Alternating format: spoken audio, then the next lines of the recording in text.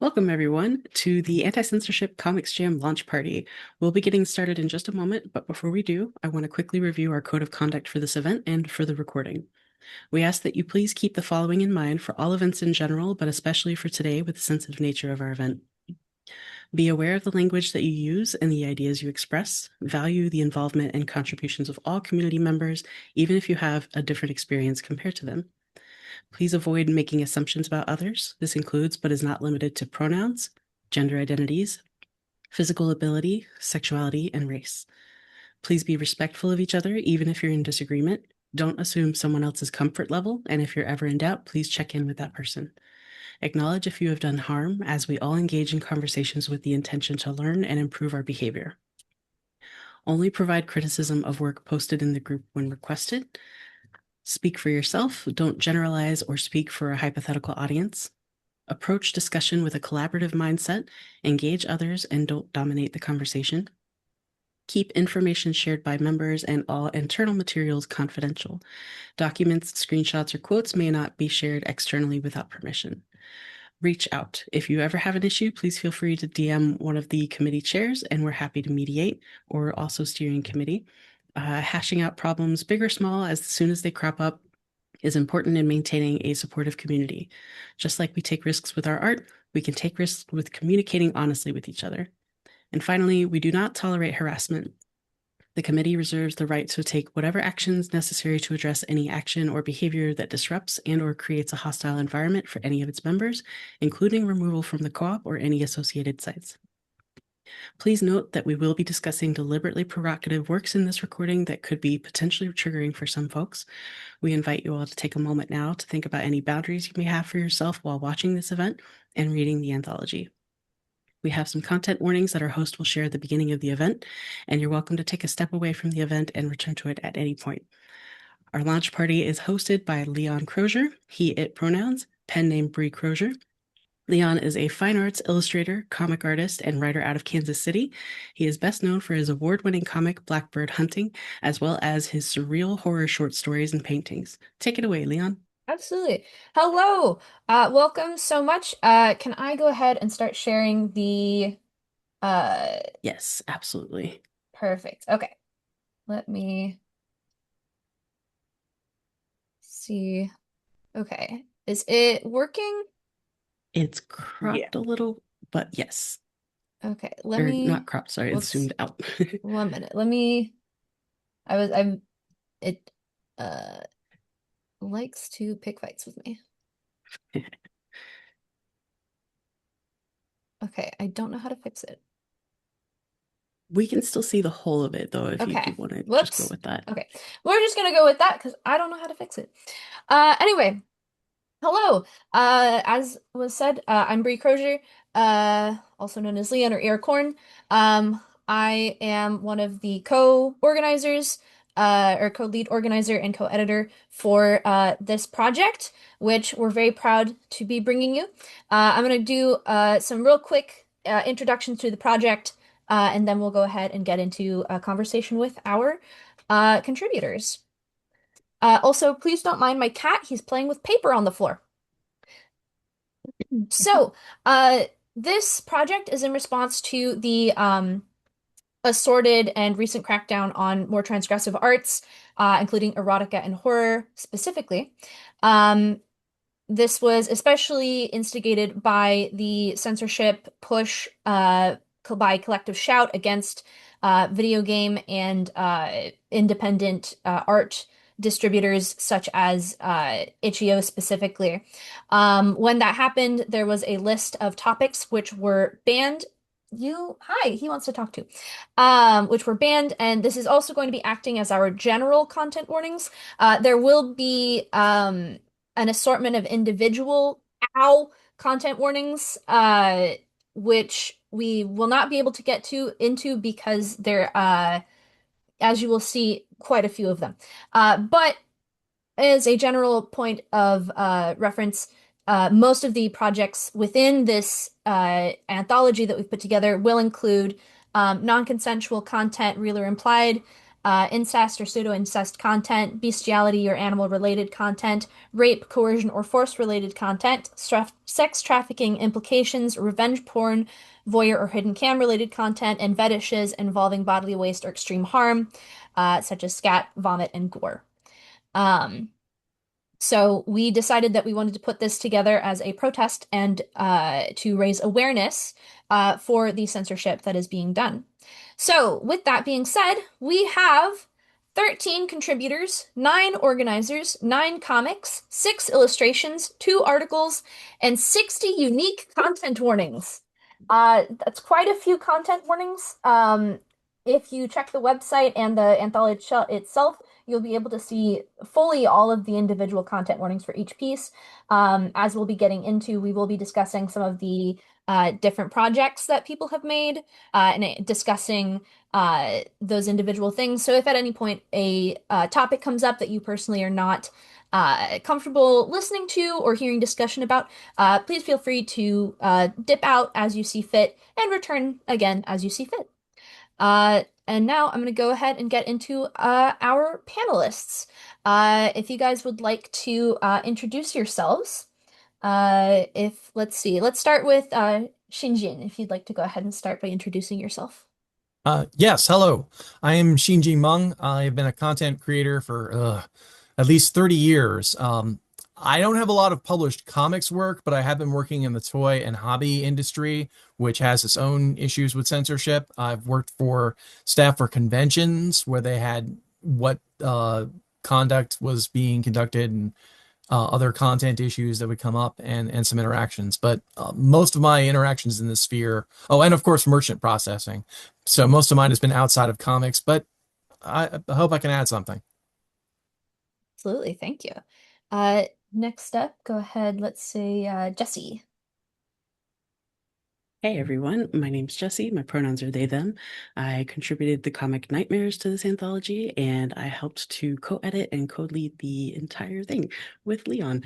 I am also co-chair of the events committee, and you've probably seen me around quite a bit in the co-op. I'm a little shy talking about myself on camera though, so I'm gonna say that that's good for now. Absolutely. Let's toss it over to Oral Menace. Okay, hi, I'm Evan. I also contributed to this jam with my two comics, Necro Freak and Hit Video, and I also helped organize it a bit. Um, and yeah, I just do I really like art and comics and that stuff, and I'm not very good at talking about myself. So, um, go ahead to the next person. For sure. All right, and last but not least is QP. Hi, I'm QP. Oh, am I muted? No, you're good. Oh, okay. Sorry, it wasn't showing up my end. I'm QP. My pronouns are they, them. I did art for the cover and promo and did a lot of little micro stuff the throughout the entire thing. Awesome. All right. So we're going to go ahead and get into our panel questions. So first one up is why did you choose to participate in the Anti-Censorship Comics Jam, and what was your role in bringing it to life? And we're going to go ahead and start with Oral Menace. Hi, me. Why did I choose to participate? I basically wanted to get more involved with the co-op, and I figured this type of thing is right up my alley because I already do art that is a little bit outside of the norm.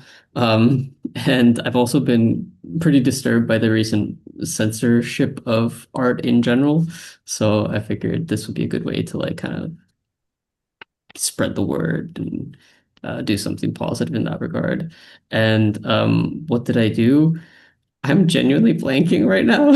So I helped with some editing and I helped. Well, this wasn't on the list of questions that we got. So if anyone wants to help me right now, Alt text. alt I helped a bit with the alt text. You also made a lot of the covers for comics which didn't already have I covers. made covers for comics that didn't have covers exactly, and maybe something else, but I forget. So that's it for me. Absolutely. Let's see. Who do you want to pass it over to somebody, or should I pick? You go ahead and pick. I don't have the All list of names right. in front of me. Sounds good. Let's go with Shinjin again.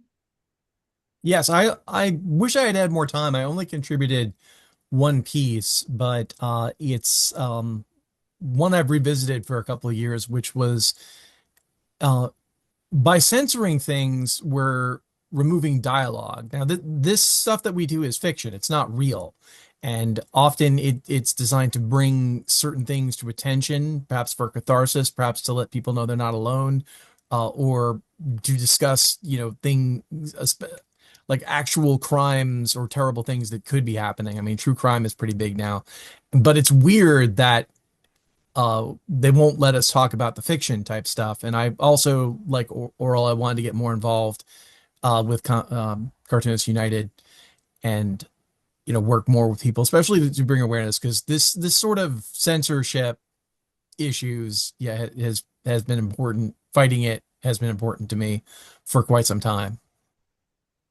Absolutely. Thank you so much. Let's go ahead and jump this over to QB. Uh, Hi.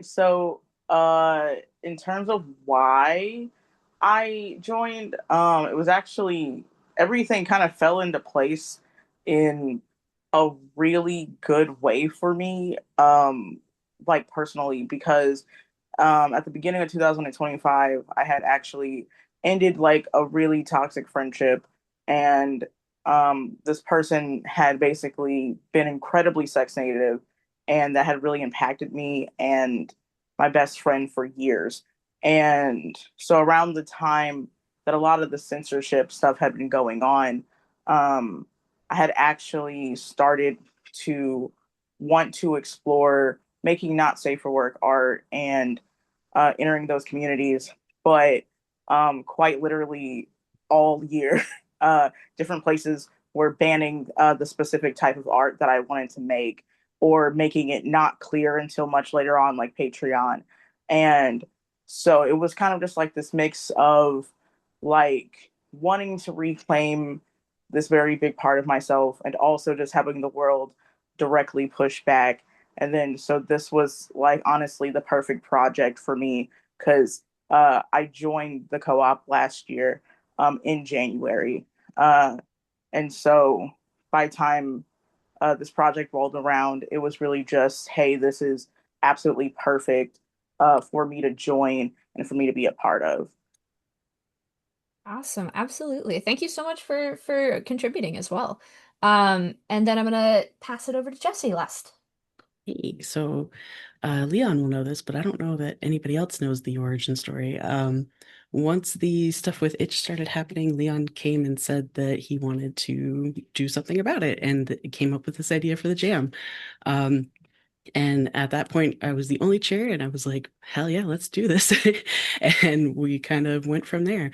I was originally going to just kind of help organize and edit, but I felt really compelled to participate and contribute a comic as well. Um, I was very, I was a little nervous about doing it because I didn't think I could meet the deadline, which is why I had waited. Um, but I realized that if I'm able to kind of let go of some of the needs for perfectionism, that I would be able to participate. So that was part of why I chose to participate, but also because I think at that point I was a little worried we wouldn't have enough pieces beyond just Leon's. So I was like, you know what? I'm gonna do my part this way too. For sure. We ended up having quite a few pieces, so I'm very proud of the turnout that we had for this project. Um, and we're gonna go to our next question, which is tell me a little bit about your piece for this project, or pieces in some of our cases. Oral Menace, if you want to go ahead and start us off.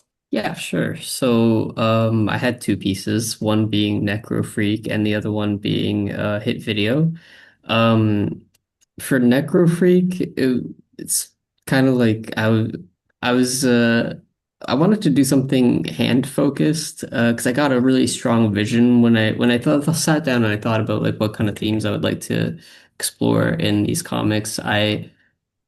Sometimes I just get a vision, I don't know if y'all know what it is, but that's how it is for me. And I had a very strong panel in my head, and then I just basically based it around that. And I find the topics that I chose, like the topics I chose, I don't know if I should go too deep into that, but basically, I think bestiality is interesting symbolically for me.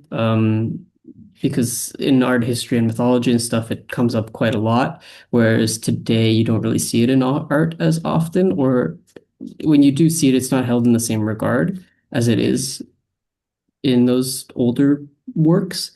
Um, and I kind of my intention with this comic actually was to do something quick and dirty and messy. Um, and it wasn't. I just ended up having really clean lines, which is not the goal. But hit video did turn out kind of messy and gross, which was the point.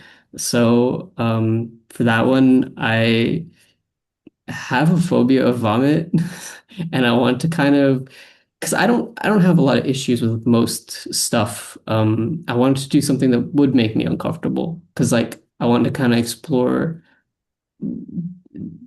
the that side of it for myself. So yeah, and then the other stuff I just enjoy, like the violence and the twist. So yeah, that's pretty much it. For sure. All right, I'm gonna go ahead and pass it over to Shinjin. Oh wow. Um, huh. How to phrase this? Like, I was getting into comics around the direct market explosion in the 80s. That's how old I am. And there's a cartoonist always stood out to me called Mark. His name was Mark Martin, or is Mark Martin, and he did this comic strip that talked about the difference between mature and adult.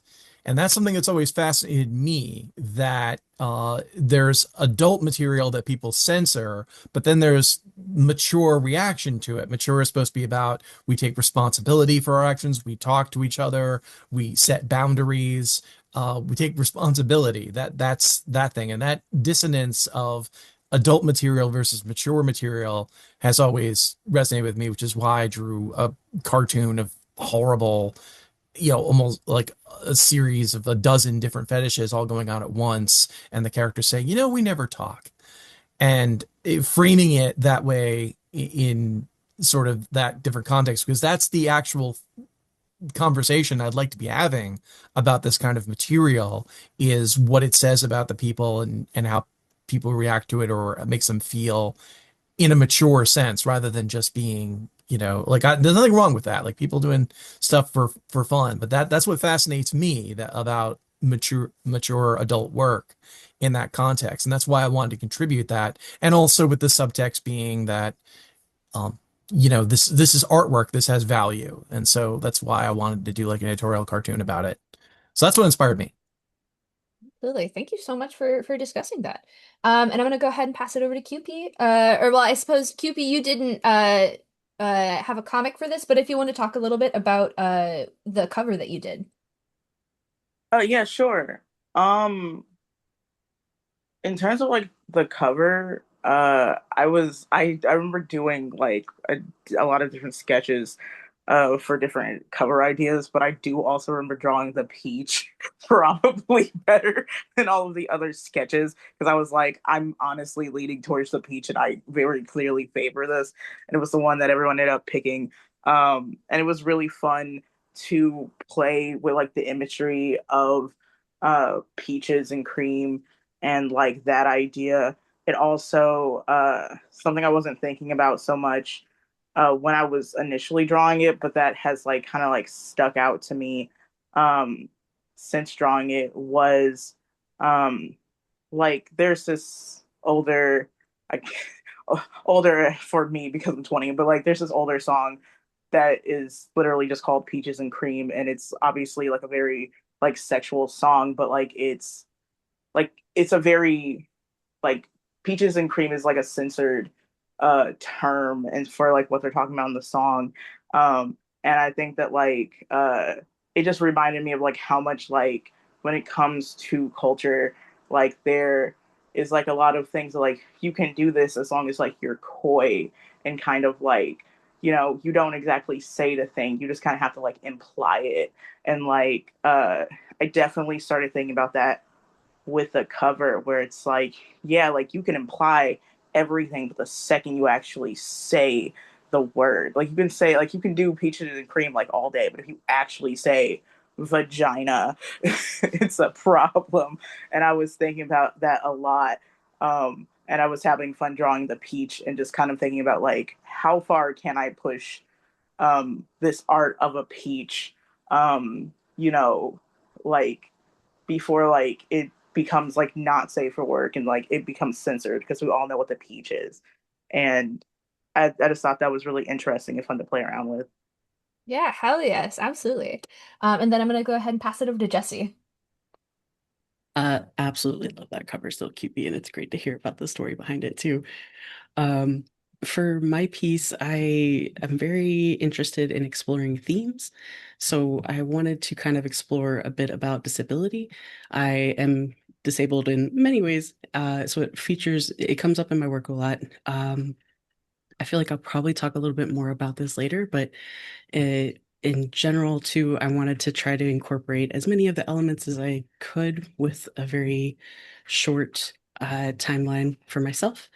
Um, I chose bestiality and rape because I I was gonna say I have a little experience with that, but that's not the message I want to share with the world, and it's certainly not with the first one. But I chose things that I was familiar with and that I could comfortably draw, um, that would also take me out of my comfort zone a bit too. Absolutely. I shake your hand a little bit. Mine was also involved rape and bestiality, although in a bit of a different way. But for me, it was an exploration of the feeling I feel like as a queer person, oftentimes you feel like your desire is in some ways inherently predatory due to the nature of culture. And so for me, that was an exploration of the for my piece, which was called Coyotes and Hair or Coyote and Hair, was about kind of that feeling as though all desire is inherently predatory, which I had a lot of fun doing. And we're gonna go ahead and move into our next question. Which was tell me a little bit about your thought process while developing and designing your project. This kind of leans into what we had already discussed, so you're welcome to answer this question, or if you feel you've already answered it, we can go ahead and move on to our next question. But I'll go ahead and start us off with Oral Menace again. All right. Yeah. So, for me, basically the thought process boiled down to like, how can I, like pick themes and topics that are compatible or like in a story and stuff them into like 4 to 5 pages. Because I technically we had a limit of five and I had a title page, which I counted as a page, which I wasn't because I wasn't sure.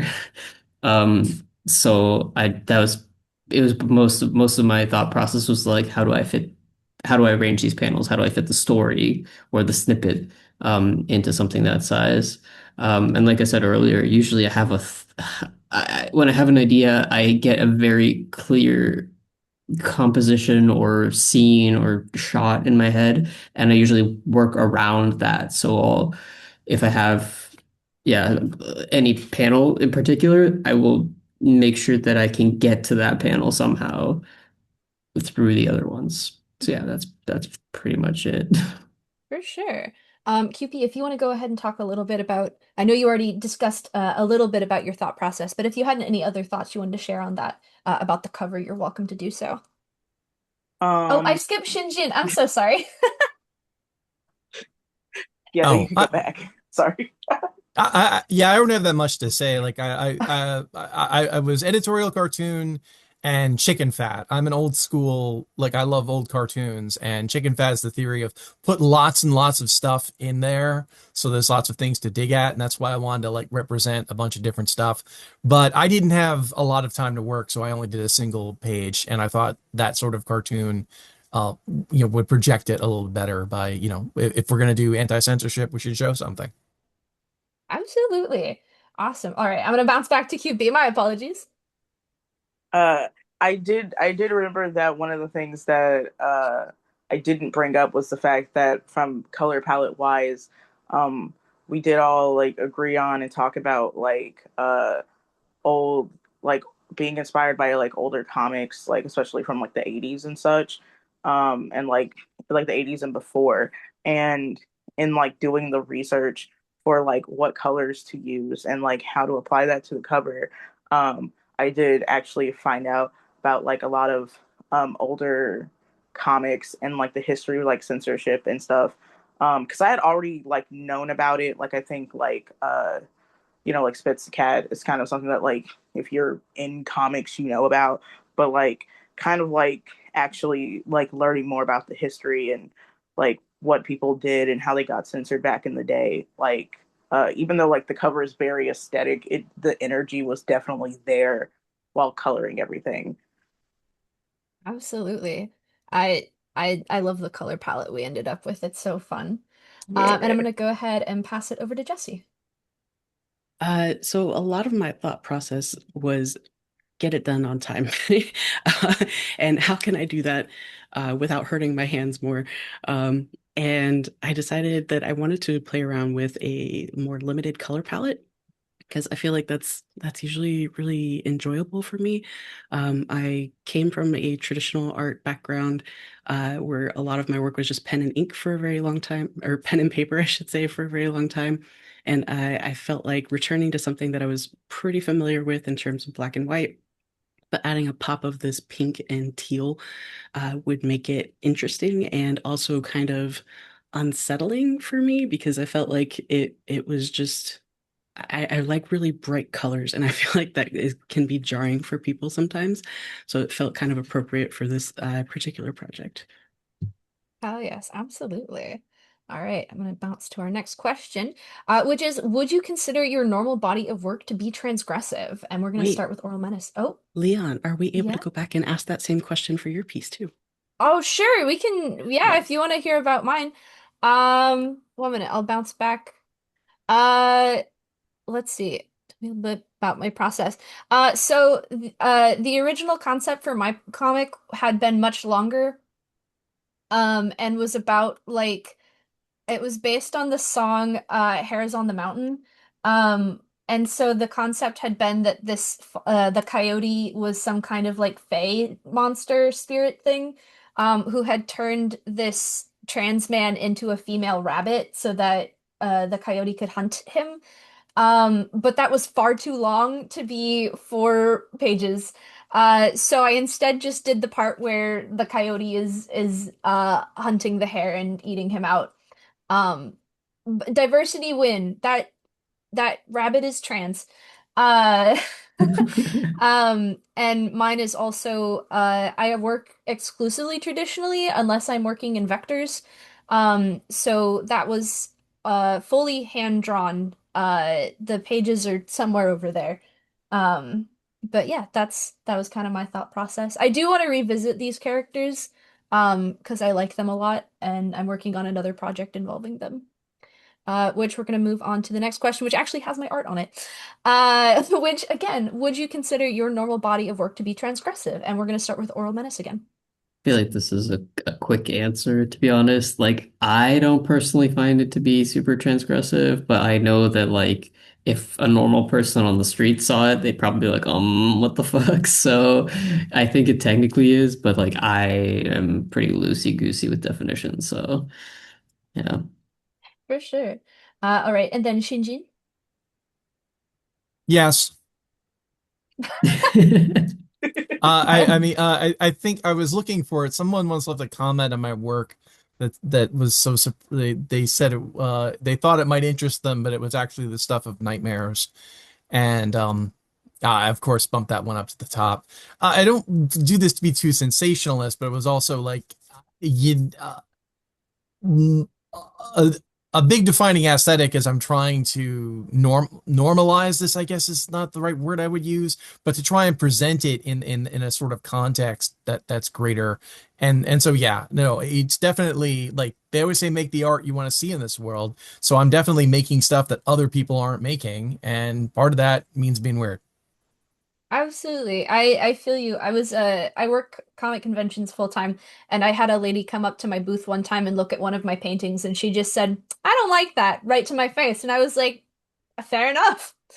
Um, and I'm gonna pass this over to QP. I would absolutely consider my art transgressive.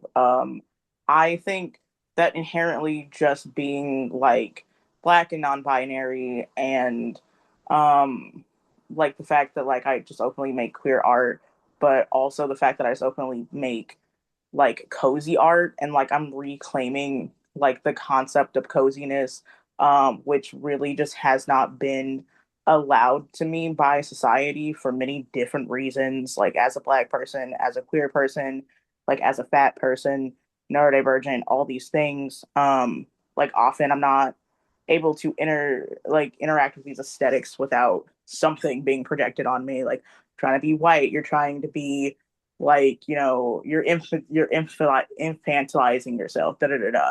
And so I think that like reclaiming coziness is a big deal for me. Also, for people who haven't seen my art, I draw Bert and Ernie a lot.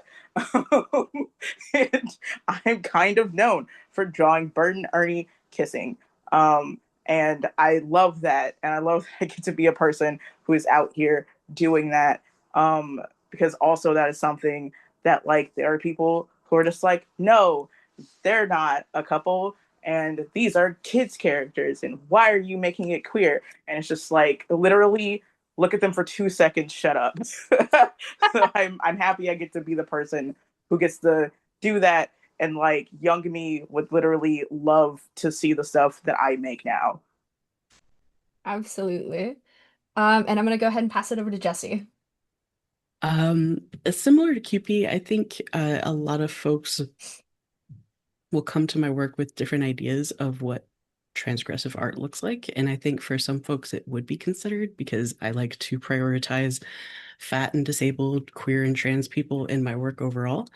Um, I don't particularly think of those things as transgressive, but showing fat people and disabled people, queer and trans people enjoying themselves and not being ashamed of their bodies, which I feel like honestly that's a pretty low bar for considering something to be transgressive. So personally, I don't think of my work as transgressive, but I think that I have met a few people who do. Understandable. There are weird people out there who have weird opinions about things. Mhm. And then I'll go ahead and answer it as well. I do consider my work to be fairly transgressive. I don't think I'm the most transgressive artist that's ever been, but my personal goal every year is to get a little bit weirder and a little bit more transgressive. And this was definitely a project that was pushing myself outside of my comfort zone in a way that I had a lot of fun with and want to explore further. Hell yeah. So I'm gonna get more transgressive. Take that, payment processors. All right. Next question is, were there any obstacles you experienced or considerations you took while developing your project? And we'll go ahead and start with Oral Menace again. Um, for me, there weren't really too many other than like, an obstacle is was uh that I have a little bit of hand trouble, pain and so on. And at that time I was having a bit more. So I was like, oh, I gotta keep it loose, and then I didn't. But it was fine and I'm fine now, so it's all good. Um, so basically that was that was probably the biggest obstacle to me because there is a bit of a part of me that is a bit concerned with I don't know, getting like driving people away with my art, or driving people to me that I do not want to be driven to me, who will, try to dox me or some shit. I don't know. But that's honestly like at the end of the day, if that happens, it happens, and I can't care. So that was probably like the most I considered. That was basically like, oh, it could happen, and then whatever. The other obstacle is just like fitting all the stuff I wanted to draw into like time wise and just space wise. But it was a lot of fun. So yeah, it was great. Hell yeah. And then Shinjin, how about you? Did you have any thoughts on this question? Well, we did this one digitally, which was like I felt only kind of bad surprised. Was like, oh, we're doing these digitally. Great. We don't have to worry about color correction because like that's the huge issue. And also this came up for censorship. It's like, well, if we printed this and spent money to print it, then it might actually be seized or destroyed. It's like, no, we're doing this digitally. So yeah, I feel kind of bad where it's like, no, there's no obstacle. This is just digital. Done. For sure. And we did try to make it fairly easy for our contributors so that they wouldn't have too many issues contributing. Yeah, thank you for Um that. Absolutely. We wanted to make this as accessible for folks as possible, which is also why we uh have the transcript available as well.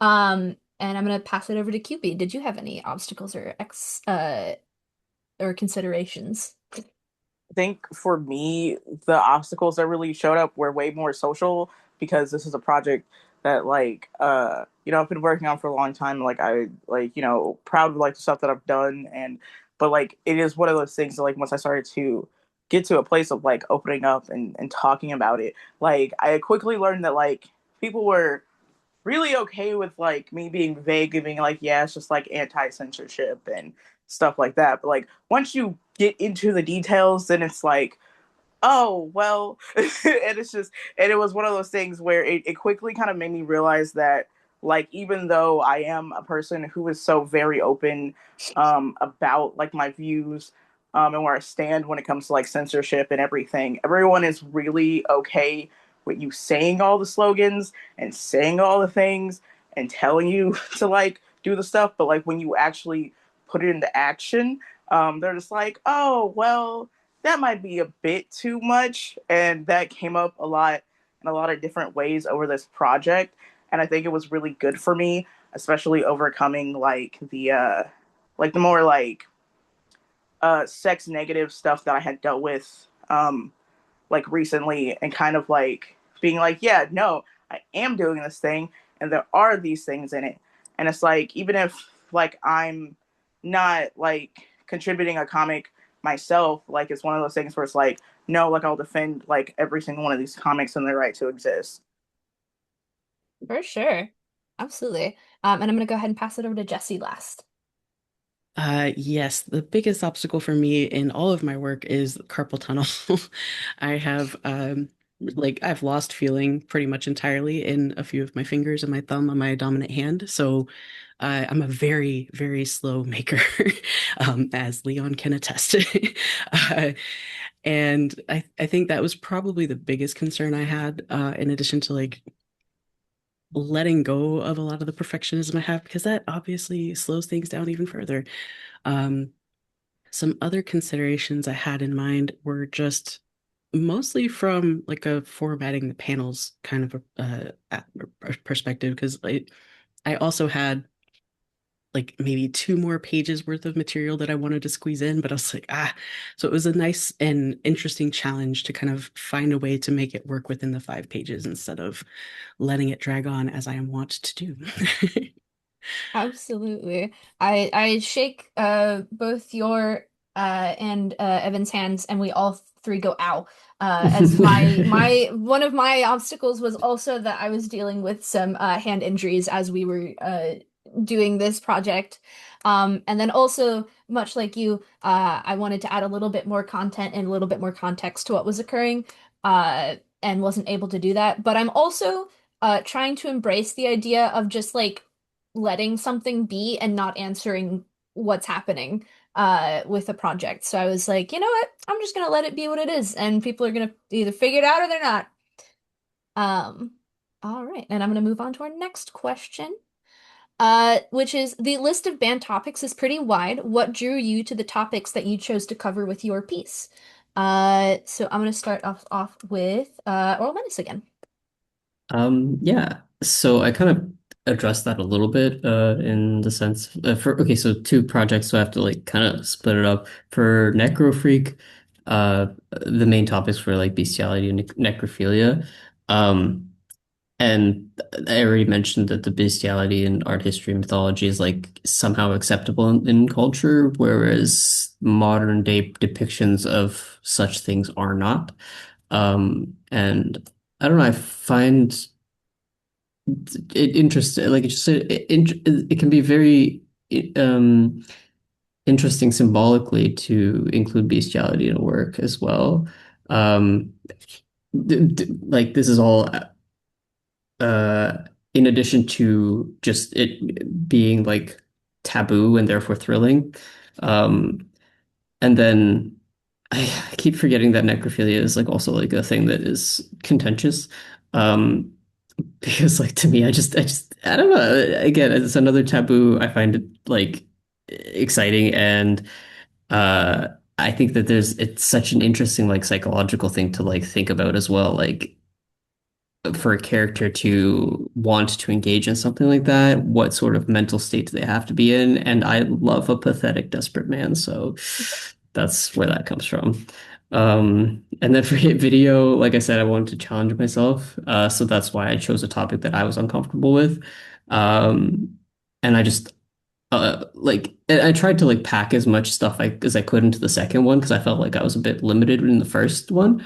Um, and so I just like threw in some twin sus, some blackmail type violins, some, and I just like violins. I think it's a good like way to get the I feel like a lot of people have a lot of like repressed emotion that they can't express in real life, and I feel like expressing that through art is like a safe way that's good for you and good for everyone around you. So yeah, that's that. I just love taboo stuff, so Absolutely. I shake your hand. I frequently forget that cannibalism is taboo yeah, right, in Same. fiction. I'm like, oh yeah, yeah, we all know that cannibalism is sexy.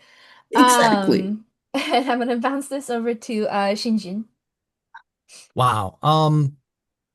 Yeah, I didn't get that extreme with it. I wanted, like I said, I wanted to do the editorial cartoon, and I wanted to depict a lot of things, both harmless and dangerous. And but really, I wanted the image for the joke to land.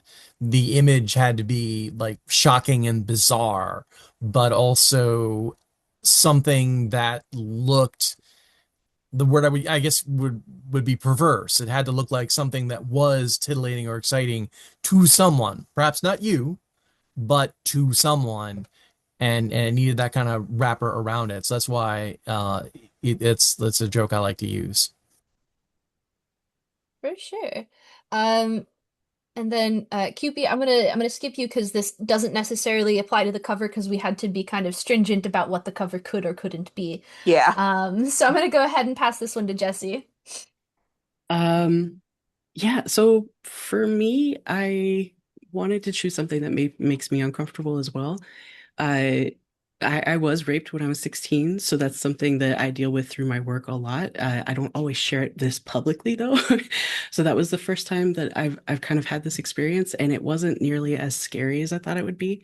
Um, a lot of the stuff that I added around that was just stuff like kind of pulling from the list of the band topics and thinking, okay, what can I do to kind of enhance this story with these other elements? So the gore was one that I was particularly attracted to. I thought that fit in really well with the idea of sexual assault and also disability. I also try, it's very, very minor, but I included a little bit of scat and vomit in there because why not? Like a little bit of sprinkles on top of everything else. But I'm also a huge fan of horror, and watching movies, reading comics and books about this subject is always for this particular subject, it's kind of difficult for me to read some of them, but making the art itself was cathartic in a way. And I feel like that really speaks to why it's so important for us to have the ability to talk about our experiences through art and how helpful it can be in creating conversations around very serious subjects that happen outside of it. Absolutely. I that was for me this as a survivor as well, this the comic that I made was a lot about my feelings and like my relationship to sexuality after having been assaulted. And so that was kind of along with the societal thoughts towards, queer people. Um it was also about kind of personal fears about um, desire being inherently predatory and inherently damaging. And so it was kind of healing for me to get to make this comic as an exploration of those feelings, and also why I'm very passionate about anti-censorship because a lot of people who are survivors use very transgressive art as a way of processing, those feelings and those experiences. And so I think it's kind of dangerous to try to remove the ability to discuss those topics for many reasons, but that's definitely one of them. And I'm gonna go ahead and move on to what transgressive works have inspired you and your work? And I'm gonna start off with Oral Menace again. Okay. Hi, me again. I with the first like honestly the work that comes to mind when I think of what inspired me in general is Sad Sack by Barbados and Meme Boss. I don't know if y'all are familiar with this. It's like a comic series. And it's actually really incredible, and I highly encourage y'all to go check it out. When N I not first not the military sad sack. No, no. No, this is like a five-part series uh about a group of men who decide to, well, okay, I'll just give a brief, not summary, but like, in the first comic, a group of men gather and they kill and torture and rape a Nazi, and the plot develops from there, and you it's so good because like I went into it thinking this is just some not just like I really like their art and I really like their comics, but I thought it would be more shallow than it was. Like I thought it would just be like a kind of like a porn comic or like a violence comic, but it goes so deep, and I was like, whoa, first of all, you're allowed to draw this. Second of all, you're allowed to go so deep into it and have such like a fantastic plot develop. I was blown away by it. So that would probably be like my number one work that I was inspired by in general. Absolutely. And then Shinjin. Well, if I had to pick two, one big one is I love the work of Brian Talbot, who's a British cartoonist. He did a bunch of stuff called Granville, but the big one he did was The Tale of One Bad Rat. And it was, he wanted to tell a story about a teenage runaway. And in his editorial notes, he mentioned that, like, well, why would she run away from home? And he thought, well, what if she's an abuse survivor? And then he paused, he mentioned that, I didn't, he was worried that he was going to write a story about something he didn't know anything about. And so when he did research about it, that kind of cycle, he discovered that, this is a serious topic. It's something that really happens to people. And then he redid the whole comic instead of just being a teenage runaway, as the whole comic became about this survivor trying to deal with that. And that whole ethos of like, well, first of all, making a good comic, but also like sometimes we need to treat this seriously. Like this is something that really affects people. And it was mature subject matter. And I think about that a lot. And the other one would be Mike Cazalet, who works in cartoons. He worked on Johnny Test, if you can believe that. But he did a comic once called The Suit. And he draws it in a cute little cartoony style. And then you get to page 10, and it's like, whoa, that's full frontal nudity. Whoa, that's actual, genital content. Whoa, they're actually having sex. And it was like, it's so disarming because it starts off looking like one of those 50s kind of gag cartoon comics and then turns into a big roller coaster. And it was that dissonance I really liked about it. And also, it treats the characters are treated seriously, even though they're talking cartoon animals. Hell yes. Okay, I'm gonna pass this over to QB. Yeah, I have God, if I had the time to list off just how many porn artists inspire me, like it's actually really interesting because I do remember um like I used to just never really be into porn of like real life people. So when I discovered furries and people who draw like this colorful art and stuff like that, like the idea that sexuality and aesthetics can overlap and be sensual and everything. For example, like one of the censored artists, Dark Chibi Shadow, absolutely love their work. Literally subscribe to their Patreon and everything. Draws like trans guys that makes me so happy and unlocks a part of my brain. I love that. Um, Also, like in terms of like not just like from like a visual standpoint, but like from like a writing standpoint. Years ago, I discovered the story Lolita, and I remember like that absolutely changed so much about how I see horror, how I see like what we're allowed to write, uh, like what's like just like that was probably the most like boundary pushing thing I ever saw as like a piece of literature. And like still to this day, I would like talk for hours about like just how much this story is so good to me just because it's meant to be uncomfortable, and like seeing something written and that's like it's not fan fiction, it's like literally like a book you can get off the shelf, and it's meant to make you uncomfortable, and it's meant to like push like all of these things and talk about like topics in a way that like we're not really supposed to talk about. And like this book is like older and like I've seen like the movies and stuff like that, and I'm just like, oh, I really think that like the book Lolita completely changed the way I want to address art, um, and like uh, and put stuff out. Also, it's related to basically the same stuff. Watch the anime Nana. It's very good and touches on stuff in a heavy way, and it's really good. Hell yes, absolutely. All right, and I'm gonna pass this to Jesse. So I struggled with this because I feel like similar to QP, there's a lot of people whose work I read, and I feel like it kind of just informs my opinion over time. And I am very bad at remembering specific names for people. But as I was listening to y'all talk, I was able to remember a few specific ones. Excuse me. Um, there is my answer before I get to the specifics though was generally a lot of my work is just inspired by other fat and disabled creators in general.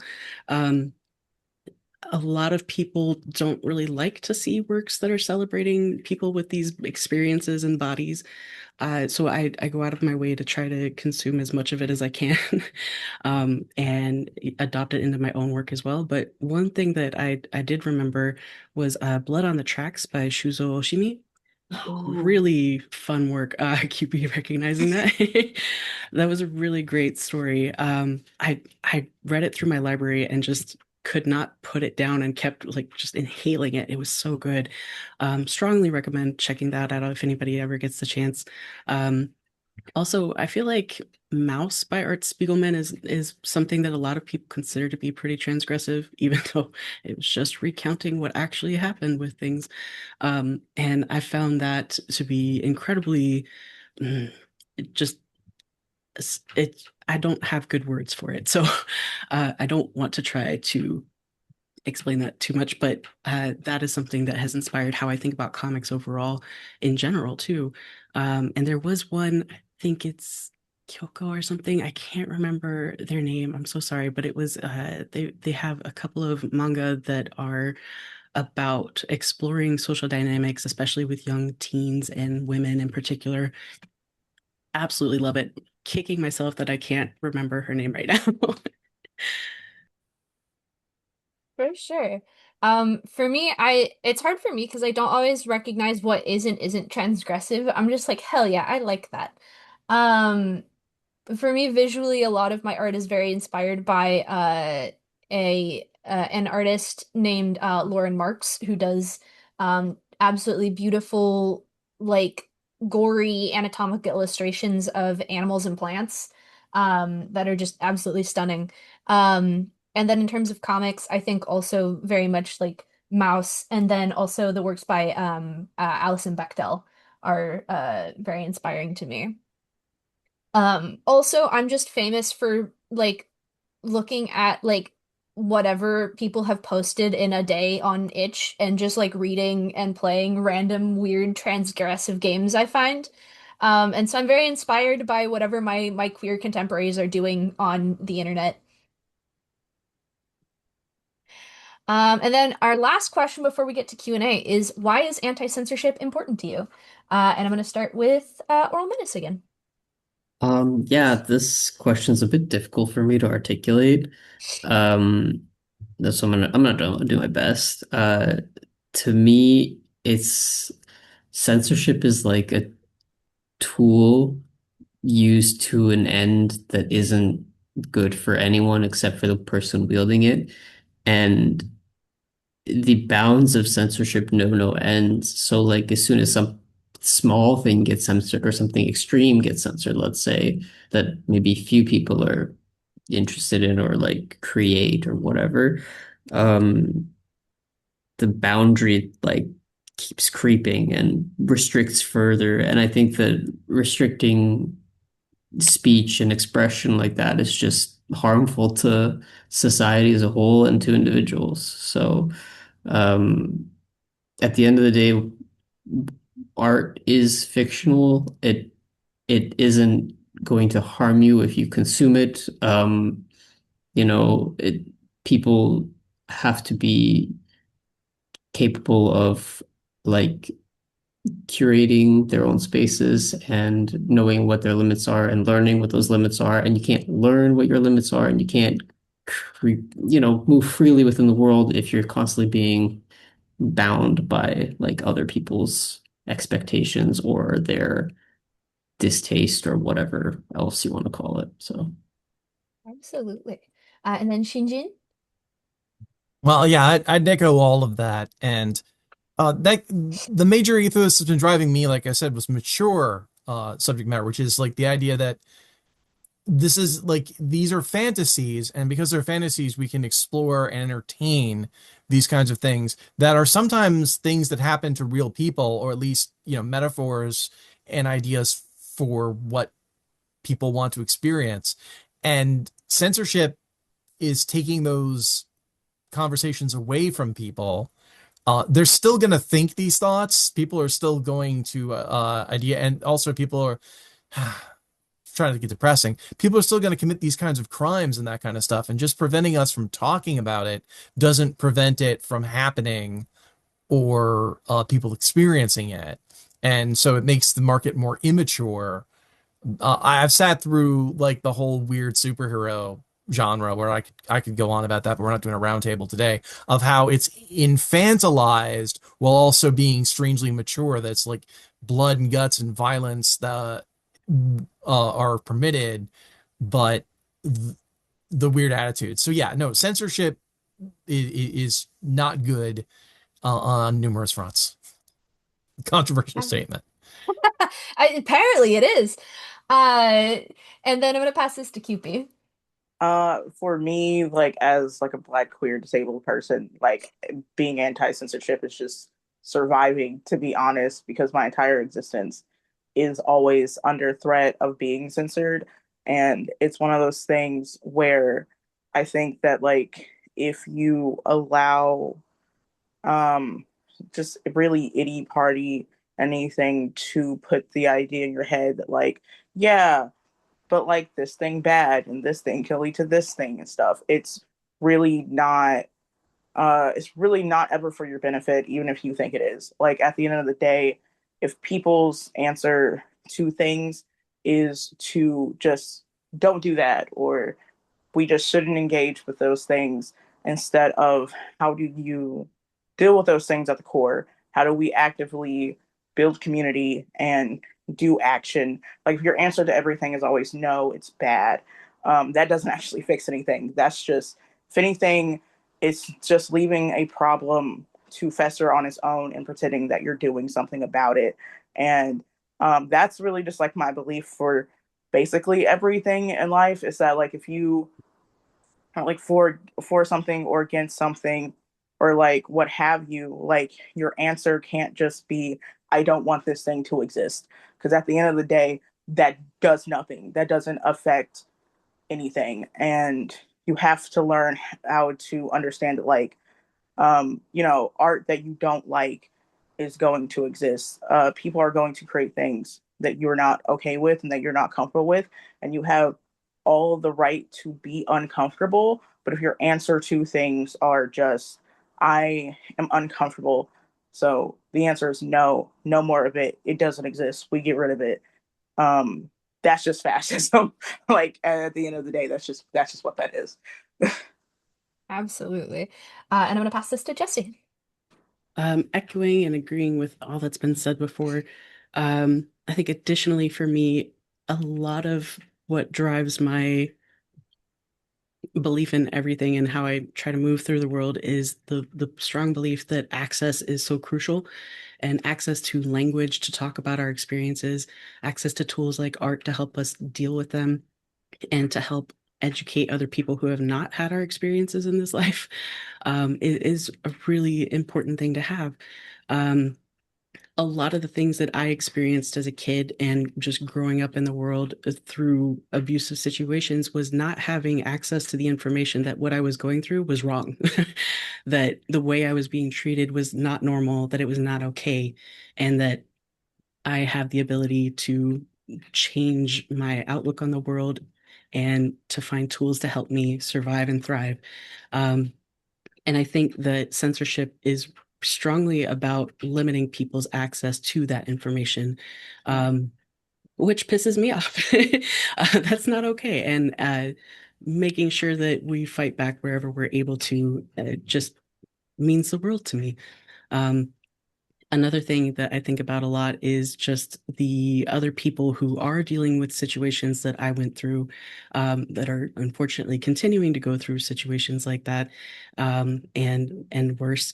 Uh, I want them to have the tools that I didn't have when I was younger. I want them to be able to find out sooner what they are able to do to protect themselves. And I want people who have not been harmed in the ways that I have been to find ways to learn about these experiences and to use it to inform their way of moving through the world too, so that they will try to change it and make it better so that we can leave the world better than we found it when we got here. How about you, Leon? I very much am gonna echo all that you said, and just that as a survivor, uh, making transgressive art that reflects my experience is extremely important to me because it was transgressive art that reflected my experience that made me realize what was happening to me. And so if I can offer that to other people, if I can offer the any kind of catharsis, um or a sense of community, um the the kind of violence and the kind of experiences that I'm talking about are ones that are extremely isolating. And so it's very important to, sorry, there a door opened. It's very important to be able to discuss and depict uh these kinds of experiences because otherwise how are you going to know that you know this isn't you're not alone, and you never have been and you never will be. And that's it frustrates me that it feels like being able to discuss my experiences is under attack for that reason. And that's our last question that we have outside of a Q&A. I don't know if we have any questions, but if we do, Jesse, take us away. Hell yeah. We do not have any questions yet, but I have put an invite in the chat. If you were interested in asking a question, feel free to go ahead up into the chat where it says new chat and then select the message to co-hosts and hosts, and I'll be able to see your question and pass it along to our panelists that way. But we did have a comment from one of our attendees who mentioned that the creator of Sad Sack is actually part of the co-op. Yeah. Oh, cool. Yeah. Oh yeah, that's awesome. Yeah, he's really cool. So And while we wait another minute, I'm curious if any of our panelists have any questions for Leon. Oh. Will you I be don't. making the? Oh, sorry. Oh, don't go for it, please. Oh, I was gonna say, will you be making the idea longer? Because when you were describing it, I was like, I'm really into when you were describing it. I really want to read that if you end up making it a longer thing. I am actually working on it. I made a joke earlier this week about how I had a note on my to-do list that just said sex comic, and I couldn't remember what that meant. And then describing what my original plan had been for this comic, I realized that's what sex comic was. Figured it out. We figured it out. But yes, I am working on I was gonna make it for the trans het jam, but I didn't have time. So I'm intermittently working on it in between my one of my other comic obligations. feel Dude, like you that's a gotta go common. correct your list immedially. Just Yes. so you don't forget again. True. Here, I'll add it. I'll put coyote hair. Let's go. You see us witnessing. There, I wrote it. It's on my to-do list now. Hell yeah. A question I have for the group is, do you think you could see your work changing to include more transgressive works than you already have right now as a result of your participation in this jam?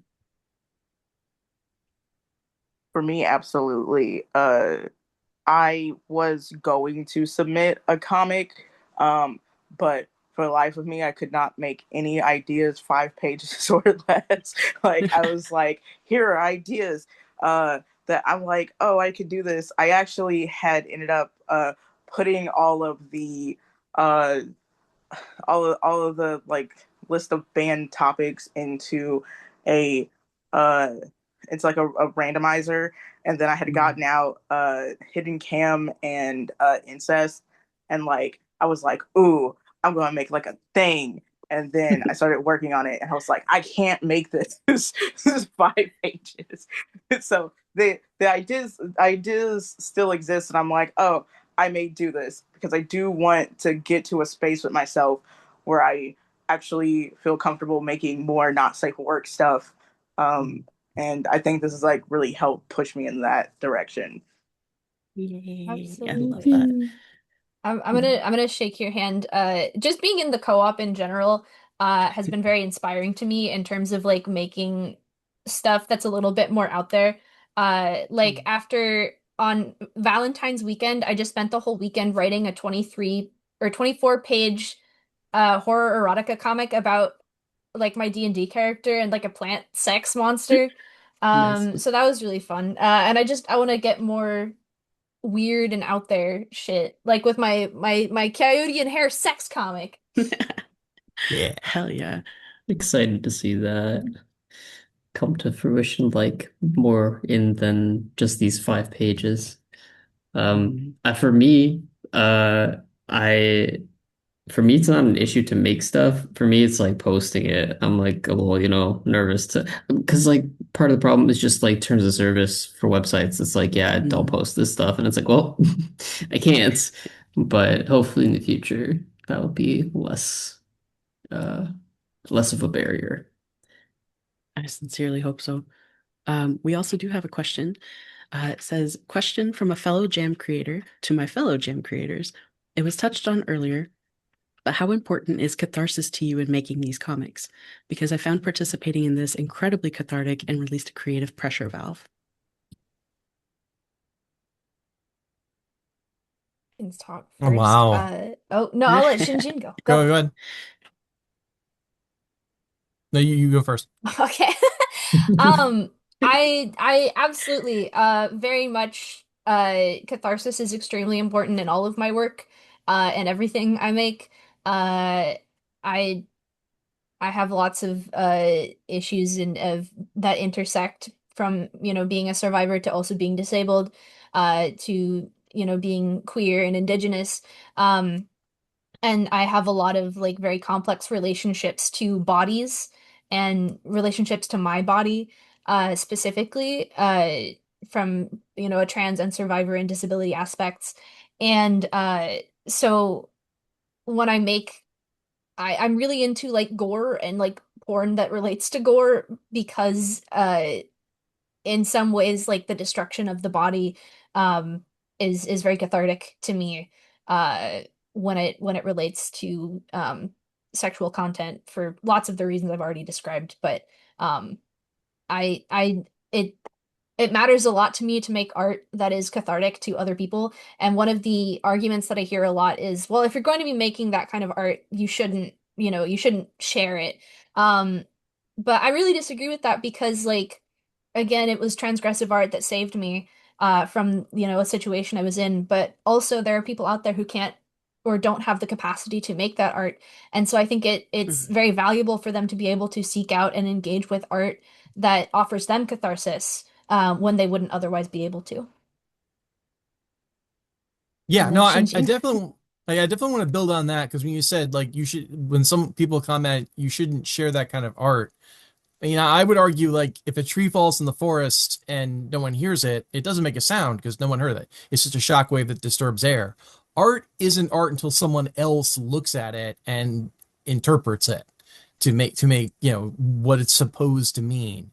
And a lot of what I like doing about the transgressive stuff is my passion is taking really weird and really freaky stuff and then reframing it with some kind of normalcy around it. Like I'm inspired by, I guess, like David Cronenberg or David Lynch, who is very good at like Blue Velvet. If you've never seen that as a movie, I know everybody likes Twin Peaks, which is related, but that was here's a normal town with a bunch of people doing all that kind of special stuff, and there's this bizarre criminal underbelly and emphasis on bizarre.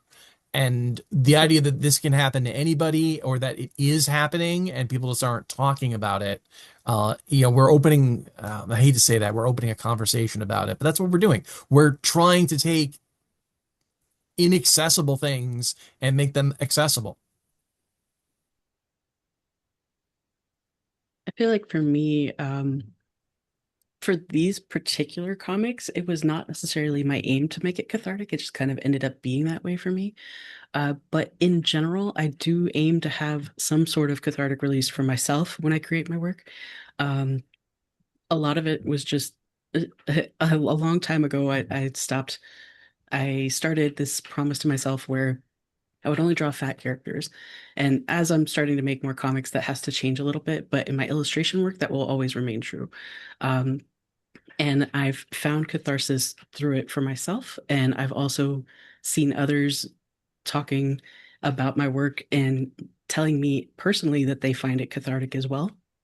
And that has motivated me to continue to pursue that throughout all of my pieces.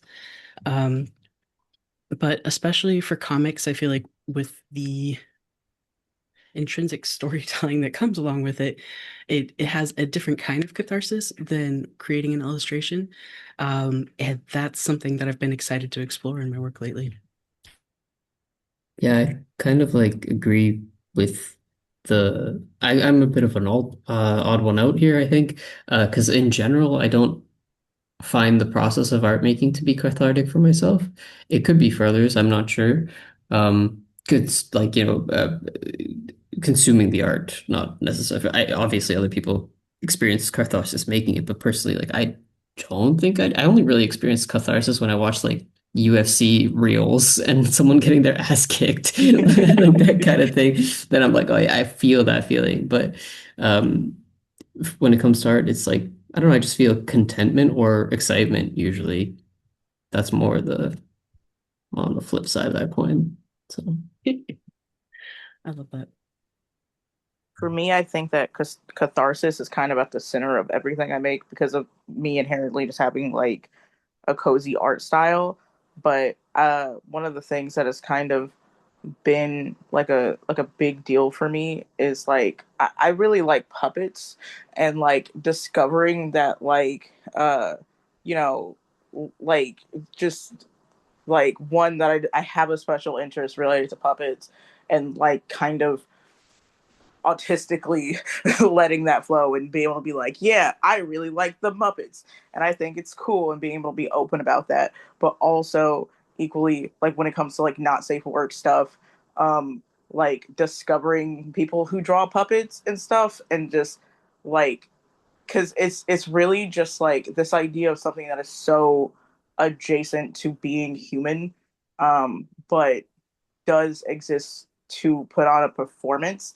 I found such a catharsis in that, and like that's definitely related to like being trans, being neurodivergent, all these things. Puppets can really stand in for so many things, and that also like led me into wanting to learn more about every single thing related to the Muppets specifically, and learning that the pilot episode for the original Muppets show was called Sex and Violence, and that Jim Henson's whole thing was that he didn't want puppets to just be for kids and they could be so much more. And that's why we have the Dark Crystal and everything. And knowing that, like, it's like, no, like these same feelings that, like, I felt that I feel now are like were being felt like, like 40 years ago, 50 years ago and stuff like that. And I was like, yeah, like, okay, like the most famous puppeteer of all time was also just like, no, it's not just for kids. You can do whatever you want with it, and you're not weird, and you're not a horrible person for sexualizing puppets. Literally look at Miss Piggy. It's like her whole joke. And I'm like, yes, so it's very cathartic.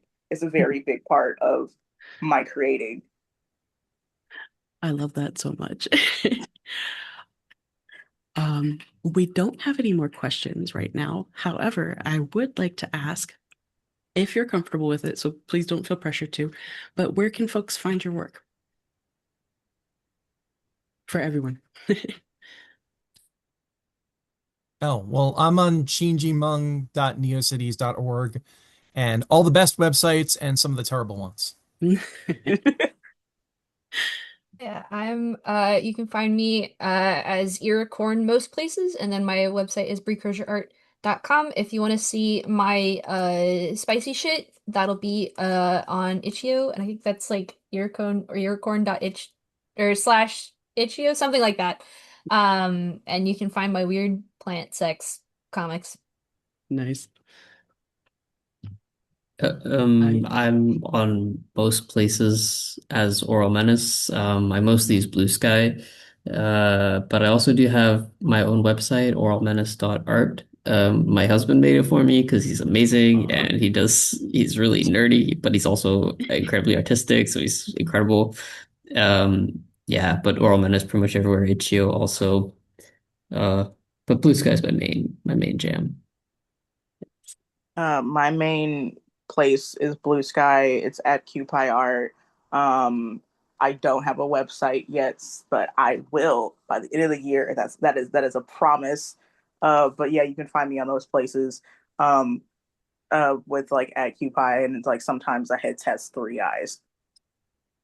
Nice. And for me, you can find me at jbeoin.com. Also, that's my handle for pretty much everywhere that I am online. You can also find me and everyone here in the co-op. So if you're watching this on YouTube, come and join us in the co-op because it's a lot more fun in there, honestly.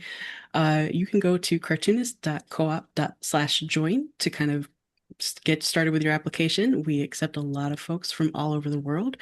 And we would love to do events and things like that with you in the co-op where we usually don't share all of our private secret events that are super great. We do. Leon We is have lots of co-chair. really cool stuff. I am. Yes. That's new. It's exciting. Leon, as co-chair, do you have any plugs that you would like to put in for upcoming events? Um, I'm I so sorry have to put you on the spot. all good. I you said that and I was like, I have forgotten every events except for the tax one. So come do your Nice. taxes, I guess. Real. Yes, QP's comment was what made me think about the upcoming events because we have the website stuff coming up in Yeah. spring in Q3. We also have Comics Camp coming up July 15th to August 15th. We have NIF happening all of May. Every weekend is going to have events going on too. And we would love to have you at all of them, to be honest. So, yeah. Thank you so much to everyone for being here today. This has been really such a fun experience for the last 8 months, as QP pointed out to us today.